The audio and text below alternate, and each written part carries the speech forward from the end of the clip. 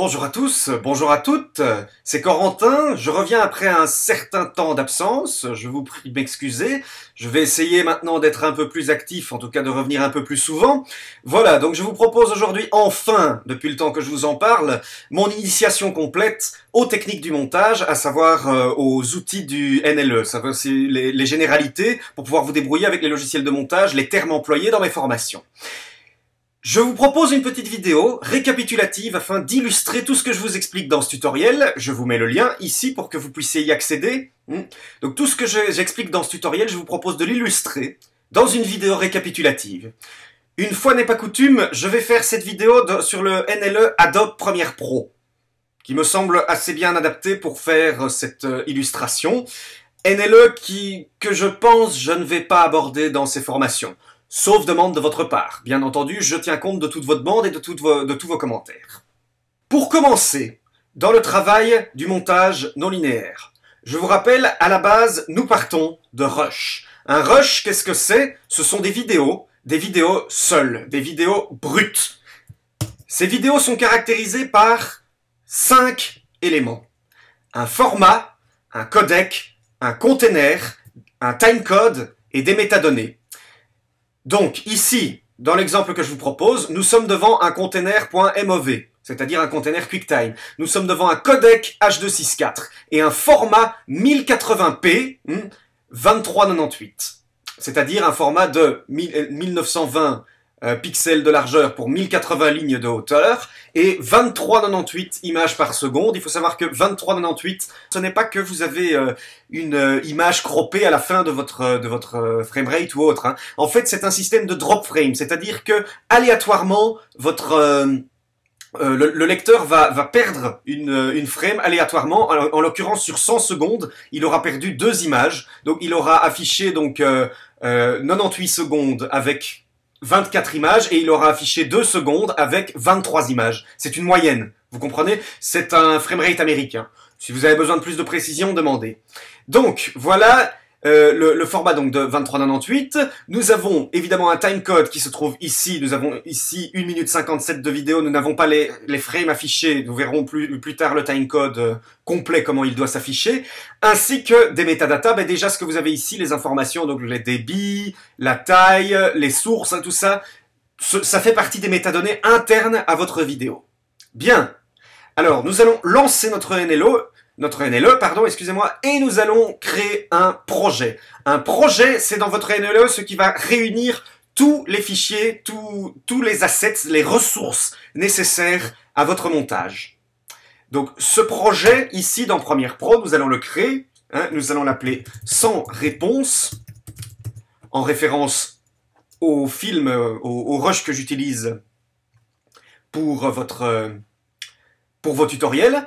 Nous allons donc définir un emplacement. Ici, c'est très bien, il est simplement dans mes documents Adobe. Donc, je vous rappelle que votre projet, ça va être un dossier qui va réunir et pointer sur tous les assets, les ressources nécessaires à la création même de ce montage. Nous allons choisir ici, bon, je ne vais pas revenir là-dessus, les disques de travail, etc. Tout ça, vous n'avez pas besoin de le savoir ici.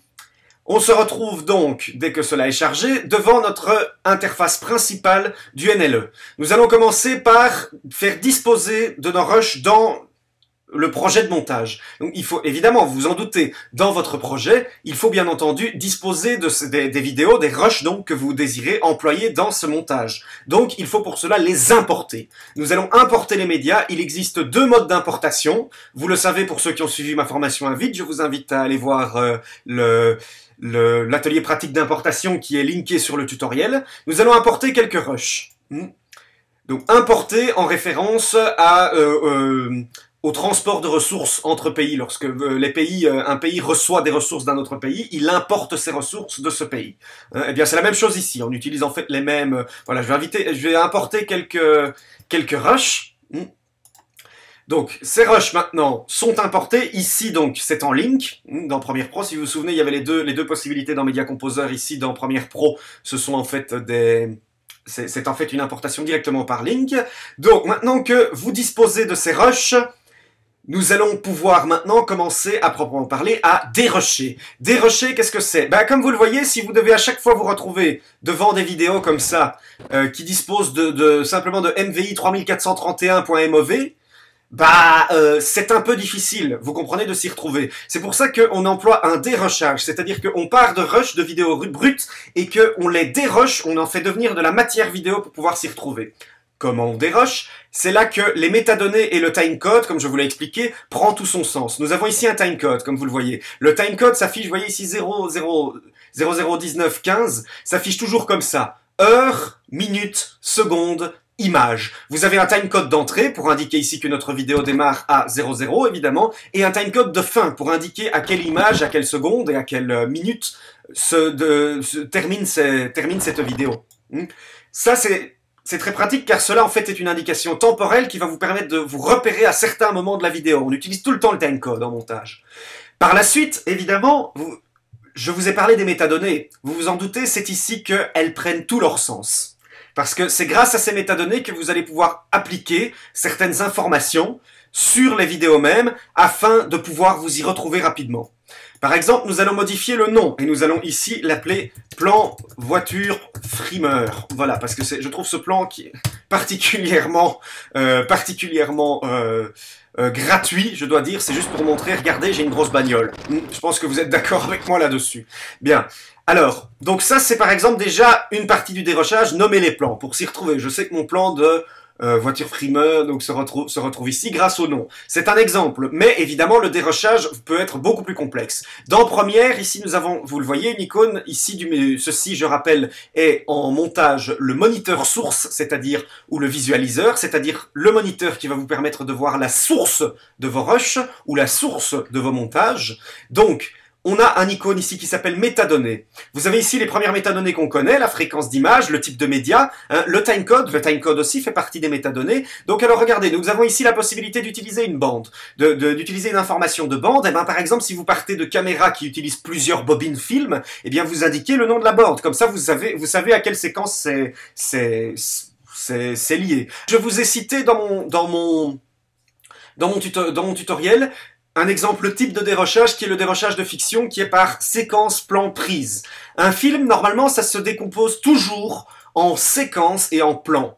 Une séquence est une suite de plans, c'est une action. Si vous avez un dialogue, tout votre dialogue, avant qu'on passe à autre chose, c'est la séquence. Un plan dans cette séquence, c'est par exemple le plan sur le premier intervenant de ce dialogue. C'est un plan. Le tout forme une séquence. La prise en montage, vous n'avez pas nécessairement de prise, mais en fait c'est au tournage. Vous allez tourner un plan et il y a un comédien qui va rater. Donc cette prise-là, vous allez la refaire, c'était la prise 1, vous allez la refaire, vous refaites la prise 2. Vous comprenez? Et donc, ça, c'est la manière la plus fréquente de s'y retrouver dans le montage fiction.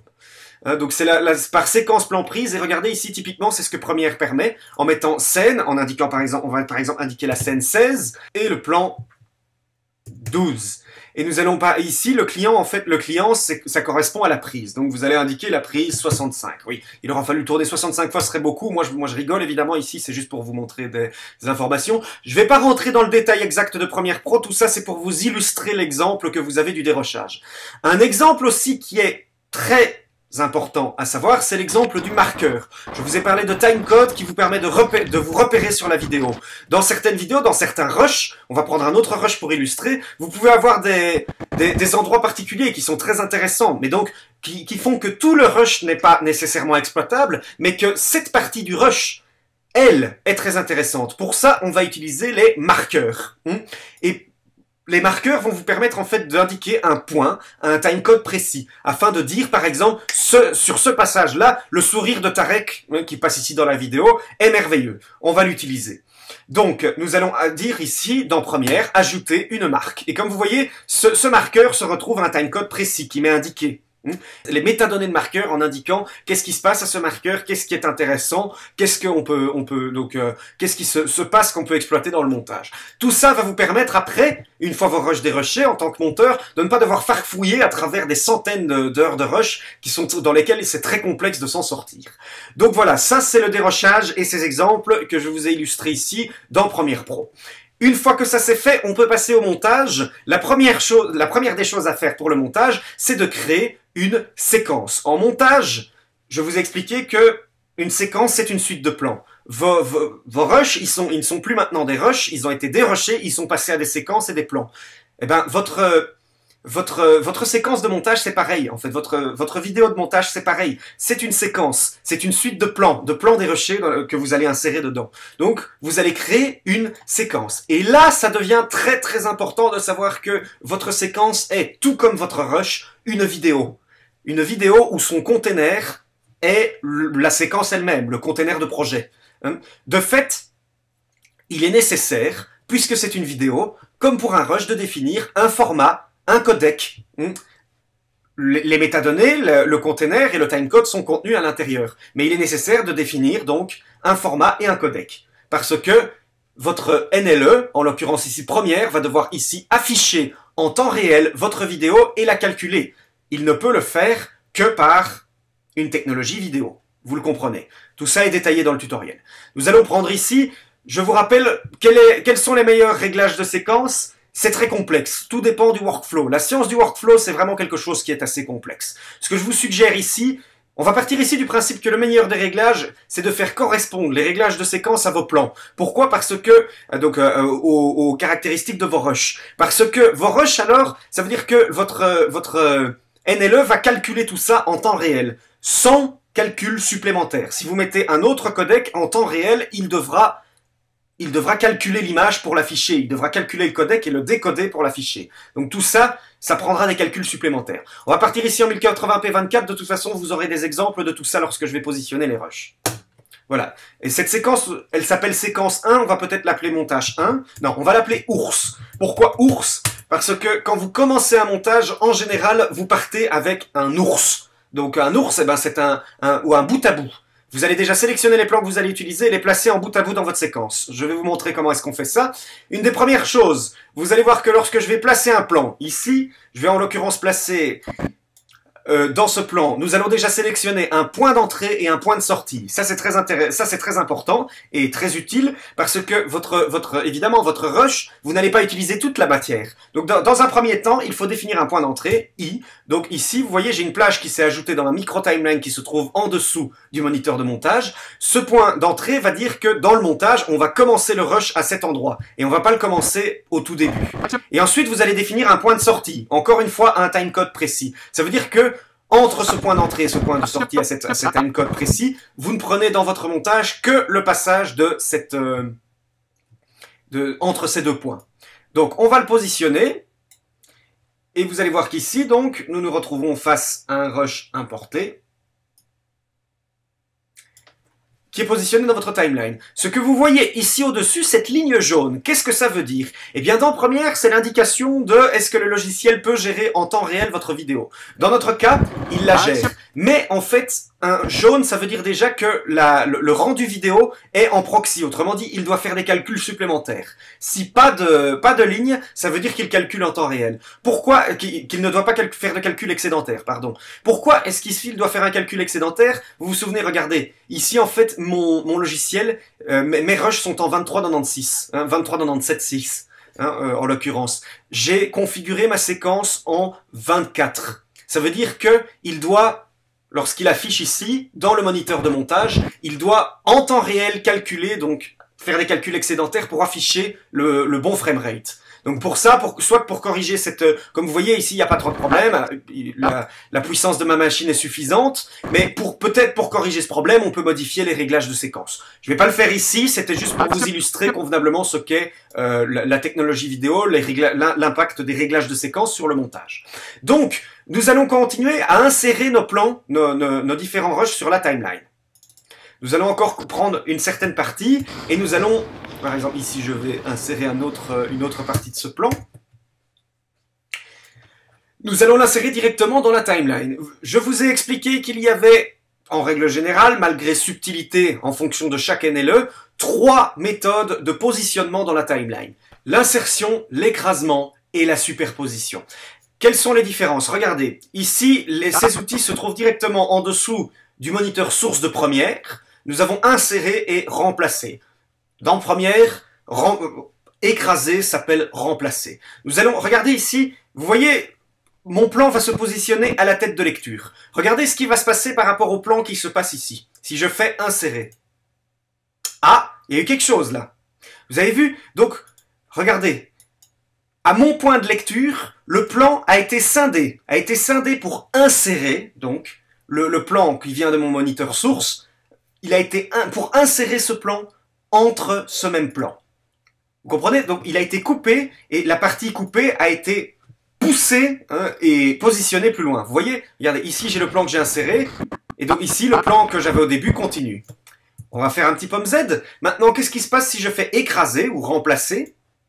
Ah, il n'y a pas. Qu'est-ce qui s'est passé? Ici, là où se positionnait ma tête de lecture, le plan venant du moniteur source a écrasé tout ce qu'il y avait après le point de montage. Donc là où se trouve la tête de lecture, ça s'appelle aussi le point de montage, lorsque vous positionnez vos plans dans la timeline. Il a écrasé. Donc il a enlevé tout ce qu'il y avait pour positionner à la place le plan qui venait de mon moniteur source. C'est pour ça qu'on appelle ça la fonction remplacer. Vous avez la troisième fonction essentielle qui s'appelle la superposition. On va prendre un autre plan. On va pas prendre celui-ci qu'on a déjà pris. On va prendre... Ah ok, j'ai pris quasi... Ouais, vous voyez, j'ai pas regardé quand j'ai importé. J'ai pris que des plans prétentieux de bagnole et du dialogue de Tarek dans la voiture. C'est pas très intelligent ce que j'ai fait, mais c'est pas grave. C'est juste pour l'illustration. Donc maintenant, si je positionne ce plan en superposition, je le positionne au-dessus. Qu'est-ce que ça implique? Le plan n'est pas écrasé. Mais regardez. Ah. Hop.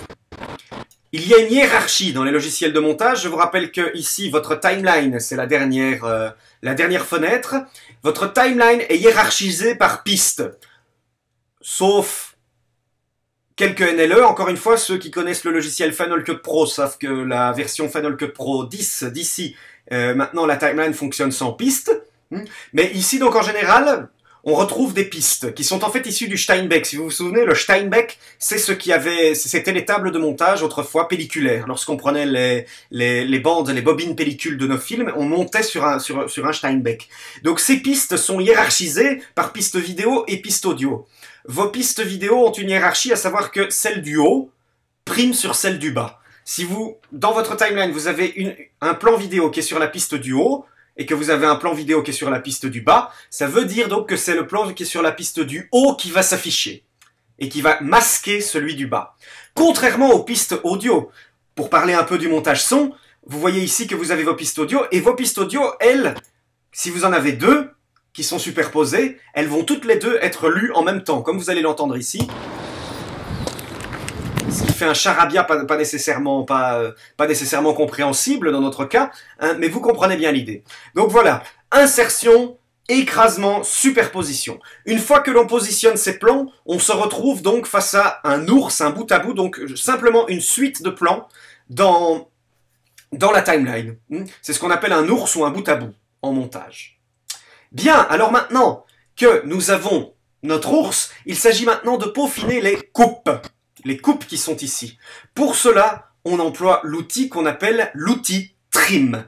L'outil trim en montage, ça vous permet donc de modifier précisément une coupe entre deux plans. Donc, en l'occurrence, nous allons nous concentrer sur le trim de Premiere Pro que je vais activer en double-cliquant ici.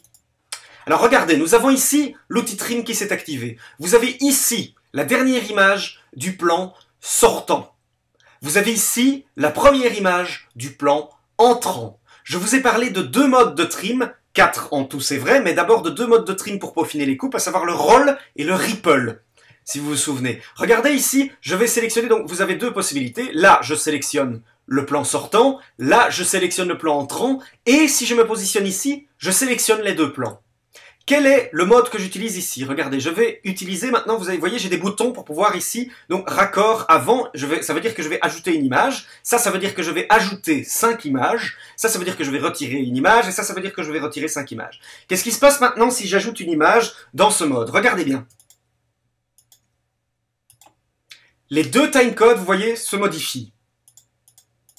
En l'occurrence, si j'ajoute une image au plan sortant. Je rallonge le plan sortant. J'enlève des images au plan entrant. Je suis en train donc de raccourcir le plan entrant. C'est le roll.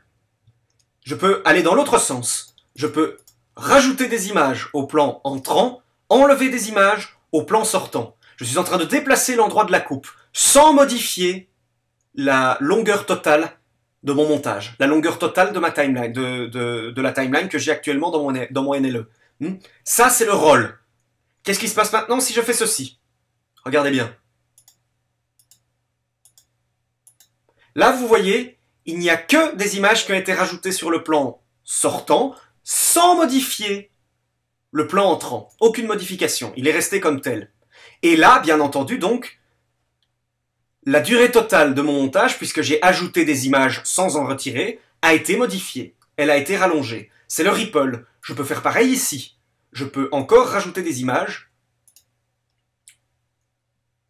sans modifier l'autre plan. Ça, c'est ce qu'on appelle le ripple. Ensuite, il y a les modes de déplacement dans la timeline. Et pour ça, je vous ai encore parlé de deux méthodes, le glissement et le coulissement, qu'on retrouve ici dans Premiere, qui s'appelle déplacer dessus et déplacer dessous dans Adobe Premiere Pro. Regardez ce qui se passe ici. Je vais prendre l'outil glissement. Je vais plutôt utiliser ce plan-ci. En fait, c'est tout simple. Vous allez voir. Hop, vous voyez ce qui s'est modifié? Hop, j'ai juste fait glisser le plan dans la timeline en ne modifiant pas son point d'entrée, en ne modifiant pas son point de sortie, mais en modifiant le point de sortie et le point d'entrée des deux plans dans lesquels il se trouvait. Ça, c'est le glissement. C'est très simple. Il y a également le coulissement. Si vous vous souvenez, le coulissement est plus complexe à illustrer, c'est pour ça que je vous ai fait également ce tutoriel illustratif pour que je trouve que ça c'est assez compliqué de simplement en écrivant de vous démontrer ce que c'est. Alors l'outil coulissement qui s'appelle ici déplacer dessous, vous allez vite comprendre. Regardez, je vais prendre avec ce plan-ci par exemple qui se trouve au milieu des deux. Regardez, rien ne bouge. Vous voyez, rien ne bouge dans la timeline, mais regardez ce qui se passe dans le moniteur de montage. Vous avez le point d'entrée et le point de sortie du plan que je suis en train de modifier, qui se modifie, sans bouger. Il ne modifie pas sa position dans la timeline, en fait, il modifie le point d'entrée et le point de sortie du plan, à savoir, il fait coulisser, il fait tourner la matière disponible dans la plage de plans que nous avons dans la timeline, sans modifier le montage. Donc voilà, ça c'était un bon exemple pour vous illustrer le montage. Maintenant que vous avez utilisé tout cela concernant votre montage image, nous allons rapidement passer par le montage son. Le montage son, je vous rappelle que vos fichiers audio, pour cela je vais importer un fichier audio pour vous illustrer bien ce que cela peut être. Je vais prendre par exemple le Commander Shepard de Miracle of Sound. Donc nous avons ici, nous retrouvons nos fichiers vidéo, s'affichent généralement comme vous voyez. Les rushs ont généralement des pistes vidéo. Vous l'avez ici indiqué dans Premiere par le fait qu'il a un icône avec un icône de pellicule ciné avec aussi un oscilloscope audio. Cette icône d'oscilloscope audio veut dire que vous avez des pistes vidéo, des pistes audio, pardon, excusez-moi, qui sont encapsulées dans votre rush. Dans votre MEV, vous avez donc également des pistes audio. Cette piste audio se retrouve en l'occurrence ici, comme vous le voyez, sur la piste A1. Et elle est liée par défaut avec les rushs vidéo que j'ai positionnés dans ma timeline. Si vous prenez un fichier audio simple, sans image, il est caractérisé par ce qu'on appelle un waveform. Ce que vous avez ici, là, devant vous, cette forme particulière, c'est un waveform. En l'occurrence, ici, c'est le waveform de l'onde sonore. Vous avez plusieurs waveforms, comme par exemple dans Final Cut Pro. Ceux qui montent dans Final Cut Pro 10 savent que dans Final Cut Pro, les fichiers audio s'affichent non pas avec le waveform audio, mais avec le waveform du niveau. Donc seulement avec le volume qui est indiqué. Ici, vous avez l'onde, vous avez le waveform ondulatoire audio. Donc, ces fichiers audio se manipulent vraiment de la même façon que les fichiers vidéo, si ce n'est que, comme je vous l'ai expliqué, eux vont se mettre sur les pistes audio, alors que vos fichiers vidéo vont se mettre sur les pistes vidéo. En général, c'est hiérarchisé piste vidéo au-dessus, piste audio en dessous. À quelques exceptions, selon les NLE, encore une fois, les monteurs Final Cut Pro 10 savent très bien de quoi je parle, puisque ce n'est plus la même hiérarchie dans Final Cut Pro 10. Donc tout ceci vous permet, ces fichiers vidéo vont, comme vous allez voir ici, je vais prendre la lame de rasoir, tiens. Je vais prendre la lame de rasoir, je vais le couper à la fin du montage. Voilà. Et je vais reprendre mon outil de sélection. Et donc, il se manipule vraiment avec les outils de trim exactement comme les fichiers vidéo, si ce n'est que vous ne pouvez pas les prévisualiser directement comme ça sur un montage, donc il faut les écouter à multiples reprises pour pouvoir faire réaliser votre trim ou votre correspondance. Ce qui fait que, puisque je vous explique que ça se lit en même temps, il est donc nécessaire, vous allez vite le comprendre, de pouvoir régler le niveau de ces fichiers audio, de ces pistes audio. Parce que ces pistes audio, le problème étant que vous allez devoir les lire en même temps, il y en a un qui va camoufler l'autre, etc. Il faut savoir les équilibrer. Pour cela, on utilise en général, ici dans Premiere, vous avez un outil qui s'appelle le mix, l'audio mixeur, le mixeur, voilà, qui vous permet de régler indépendamment chaque, vous voyez, donc ici vous avez la piste A1, A2, A3, et ben voilà, elles sont ici, vous avez la piste A1, A2, A3, hein, A4, tout ça sur lesquels se trouvent vos niveaux, vos fichiers audio, et vous pouvez régler le niveau indépendamment, grâce à l'audio mixeur. Vous avez également cet outil dans Avid Media Composer. Vous ne l'avez pas dans Final Cut Pro, mais je ne l'ai pas abordé dans ma formation Media Composer parce que c'est assez complexe, c'est vraiment pour un outil qui est plus spécifique dans l'édition sonore. Donc, vous pouvez avoir aussi le besoin de gérer vos niveaux directement sur la timeline. Et vous avez aussi le besoin d'automatiser vos niveaux sur la timeline. Hein. Donc cela, ça se fait, comme je vous l'ai expliqué dans le tutoriel, par des images clés. Nous allons voir ici plus en détail le niveau audio de nos pistes. Je vais afficher ici dans Premiere, directement dans la timeline, mes niveaux audio, en double-cliquant sur la piste. Je me retrouve ici, comme vous voyez, avec mon waveform qui ici, effectivement, n'est plus un waveform ondulatoire, mais bien un waveform de niveau. Et comme vous le voyez, nous sommes sur un fichier stéréo. Si vous vous souvenez, vous avez plusieurs fichiers, vous avez les mono, les stéréo et les surround.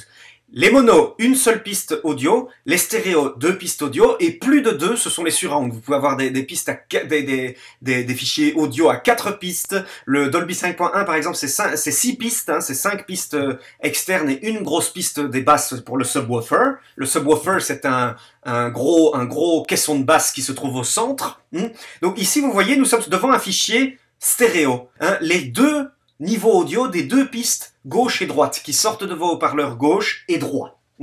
Donc, je vais afficher directement le niveau. Pour cela, je vais aller, eh bien, il est affiché, je vais aller sur image clé de piste et je vais afficher le volume. Le volume, où se trouve-t-il? Vous voyez, c'est cette barre, ici au centre. Si je monte, ça veut dire, vous voyez que je monte, vous voyez, il y a une indication là, 2,84 dB. L'intensité sonore, le niveau sonore se mesure en décibels. Là, ça veut dire que de base, à mon fichier audio, je lui ai ajouté 2,84 décibels d'intensité sonore. Si je baisse, voilà, là je lui enlève 6,49 décibels d'intensité sonore. Et si je vais tout au fond, moins l'infini. Voilà, là le fichier est muet. On ne l'entendra plus. Écoutez, on l'entend plus du tout. Vous voyez? Donc ça, c'est le principe du niveau. À 0 dB, donc vous n'avez ajouté, c'est le niveau de base de votre fichier audio. Alors, maintenant, si vous voulez, sur une zone, baisser ce son uniquement sur une zone, on utilise ce qu'on appelle des images clés. Pour cela, je vais ajouter une image clé, ici, à ce niveau-là. Au passage du plan suivant, je vais rajouter une image clé. Ensuite, à la fin du plan, je vais rajouter une image clé. Et ensuite, je vais un peu plus loin, rajouter une image clé. Vous vous souvenez, si vous vous souvenez de ce que je vous ai expliqué, c'est illustré ici, de ce que c'est une image clé. Une image clé, c'est une valeur à un instant T, donc à un timecode précis, qui va dire à cet endroit-là, cette donnée, donc, est là. Donc, en l'occurrence, à cet endroit, à cette image clé-là, je suis à moins, donc vous voyez, à ce timecode de 0, 1, 0, 1, 11, 0, 1 seconde, 11 images, je suis à moins 0,15 dB. Si maintenant, je baisse cette image clé, vous voyez, ça veut dire qu'à ce moment-là, je suis à moins 4,49 dB. Je vais mettre aussi la seconde à moins 4,49 dB. Plus ou moins. Voilà. Et donc, ça veut dire qu'ici, vous voyez, à cette image clé-là, je suis toujours à moins 0,15 dB. Ici, je suis à moins 49. Entre les deux images clés, il a calculé les niveaux intermédiaires. Et votre son, comme vous allez l'entendre, action. Votre son donc a été baissé entre ces deux, a été baissé progressivement entre ces deux images clés. comme vous le voyez ici. Sur toute cette zone-là, je suis donc à moins 4,49 dB. Est-ce que tout cela est clair pour vous? J'espère que tout cela est très clair pour vous. Donc tout ça vous permet de gérer votre édition sonore. Et bien entendu, il faut finir par faire une sortie progressive de son. Ça ne peut pas se faire comme ça. Vous voyez, il faut baisser progressivement, c'est ce qu'on appelle un fondu. Vous avez très vite compris ici comment je peux créer un fondu manuellement. Je crée une image clé et à la fin, je crée une autre image clé. Hop, que je baisse. Et j'ai créé mon fondu. Comme vous allez l'entendre. Voilà, et mon audio se mute, comme on dit en montage son, progressivement. Mais pour les...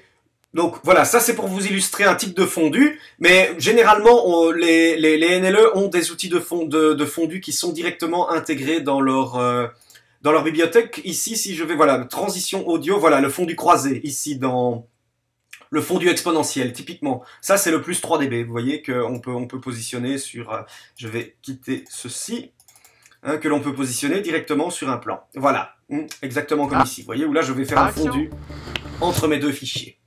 Voilà, donc tout ça, c'était pour vous illustrer concrètement ce que je vous explique dans cette initiation au montage pour débutants, et pour vous faire, pour une fois, une petite illustration sur Premiere, un logiciel que j'utilise pas souvent, c'est pas mon logiciel principal, mais qui est très très bon, et qui est aujourd'hui, je pense qu'on peut le dire, dans les institutions européennes, le logiciel le plus utilisé. Donc ça vaut peut-être la peine. Je pense pas vous faire de formation dessus parce qu'il y en a déjà beaucoup. Vous allez sur le web, vous allez trouver beaucoup de tutoriels vidéo sur Adobe Premiere Pro. Je pense pas que ce soit nécessaire que je vous en fasse une. Ceci dit, si vous désirez quand même ma formation complète à Premiere, il n'y a pas de souci, n'hésitez pas à le demander, ce sera avec plaisir de vous la faire.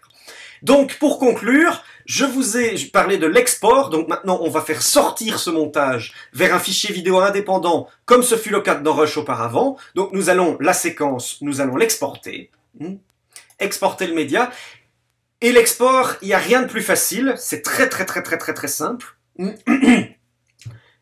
Je vous ai expliqué, votre vidéo est caractérisée par un container, un format, un codec, des métadonnées, un timecode. En l'occurrence, les métadonnées, le timecode, ici, on n'en a pas besoin, on va juste prendre la vidéo. Votre vidéo a besoin d'un codec, d'un format et d'un container que vous allez définir ici. Nous avons défini, par exemple, ici, nous allons définir le codec H264. Et j'en profite pour vous dire qu'il y a eu un gros abus du terme format dans les langages vidéo.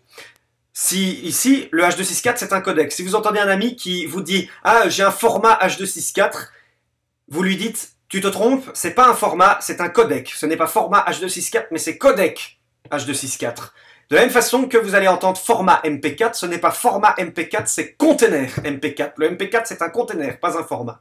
Si par contre il vous dit, j'ai un format 1080p25, là par contre il a raison. Ça c'est bel et bien un format. Et ici donc, le réglage de votre vidéo, vous allez donc régler le format 1920, 1080. Je vais laisser comme il est dans la source, mais vous pouvez bien entendu modifier ce format.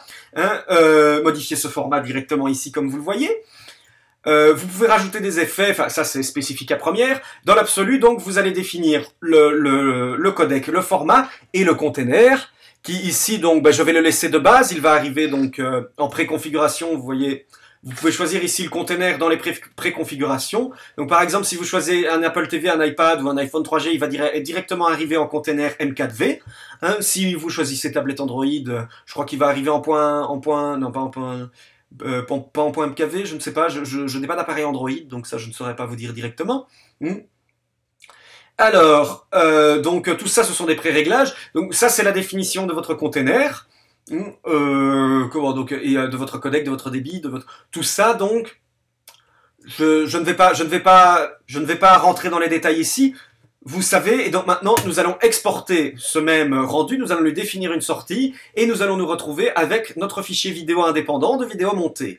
Ça peut être particulier parce que vous pouvez vous retrouver, comme je l'ai dit dans mon tutoriel, vers des sorties particulières, vers par exemple un logiciel d'étalonnage, vers un logiciel de mixage, ou bien même vers des serveurs de post-production qui vont vous séparer différents essences. Donc voilà, mais tout ça vous illustre de façon concrète, je crois, maintenant, ce que vous avez besoin de savoir, je le pense, pour être à l'aise avec les termes des NLE, ce qu'on peut utiliser dans le jargon du montage quand on utilise des termes ou des outils spécifiques. Maintenant, je pense qu'avec tout ça, en tout cas, vous êtes bien parti pour pouvoir vous débrouiller vraiment vous-même quand vous parlez avec un monteur et qui vous discute, qui parle avec vous avec des termes peut-être spécifiques au domaine. Je pense que maintenant, vous êtes parfaitement à l'aise avec ça. Et donc, profitez bien, je vais pas sauver le projet, et profitez bien maintenant de ce tutoriel, profitez bien de mes prochaines formations à venir.